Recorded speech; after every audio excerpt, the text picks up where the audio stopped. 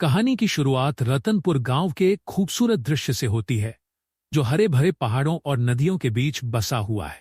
दो बचपन के दोस्त अर्जुन और वीर एक आम के पेड़ के नीचे बैठकर अपने बचपन की यादों को ताजा कर रहे हैं। विवरण: अर्जुन, जो साहसी और जिज्ञासु है, और वीर, जो अधिक शांत और सतर्क है।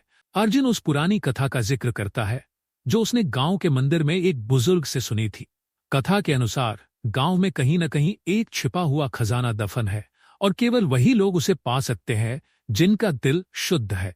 अर्जुन उत्साहित होकर कहानी सुनाता है, लेकिन वीर को इस पर शक होता है। यह दृश्य एक छोटे धुंधले मंदिर का है, जिसकी दीवारों पर प्राचीन पत्थर की उकेरी गई आकृतियां हैं। अर्जुन मंदिर में एक धूल से भरे किताब के अंदर एक पुराना मानचित्र ढूंढ लेता है। मानचित्र पर चिन्ह और संकेत होते हैं, जिनका अर्थ समझना मुश्किल होता है। अर्जुन एक पुराना फटा हुआ मानचित्र एक पुराने लकड़ी के संदूक से निकालता है। दोनों दोस्त उसे ध्यान से देखते हैं, मानचित्र पर उकेरे गए रहस्यमयी चिन्हों को समझने की कोशिश कर रहे हैं। मानचित्र और अपने साहस के साथ दोनों दोस्त गांव के पास स्थित घने जंगल में खजाने की खोज पर निकलते हैं। रास्ते में कांटेदार झाड़ियों और एक ऊंची पहाड़ी से गुजरते हैं, लेकिन उनकी दोस्ती उन्हें प्रेरित करती है। वे एक घने जंगल से गुजर रहे हैं, जहां ऊंचे पेड़ और घना झाड़ियां हैं। वे एक दूसरे की मदद करते हुए कांटेदार रास्तों से निकलते हैं, हंसी मजाक करते हुए। यह जगह खूबसूरत और रहस्यमय है। पक्षियों की चहचहाहट और पत्तियों की सरसराहट से वातावरण में संगीत सा है। वह अंततः जंगल के किनारे एक पुराना पत्थर का कुआं पाते हैं, जो मानचित्र पर चिन्हित था। वे ध्यान से उस पर उकेरे गए शिलालेख को पढ़ते हैं, जो एक रहस्यमय पहेली है। कुआं पुराना और उम्र से बेहाल है, और उस पर काई जमी हुई है। अर्जुन और वीर झुककर शिलालेख को ध्यान से पढ़ते हैं। उनके चेहरे पर अचंभा है। वातावरण ठंडा और शांत है, जंगल की आवाजें भी दबसी गई है।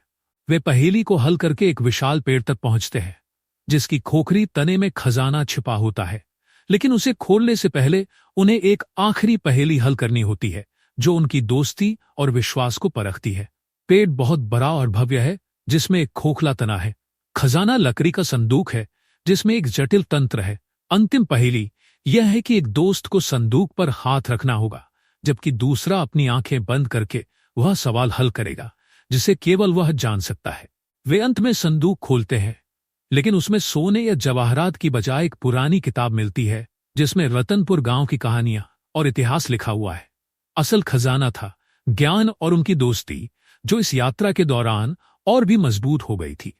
खजाने का संदूक खुलता है और उसमें एक पुरानी किताब मिलती है, जिसके पन्नों में रतनपुर के इतिहास की कहानियां लिखी हैं। अर्जुन और वीर मुस्कुराते हैं, यह समझते हुए कि असली खजाना यात्रा और उस दौरान मेरी शिक्षा थी।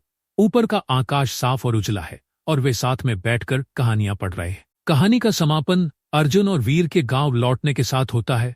उनकी दोस्ती पहले से भी मजबूत हो गई है।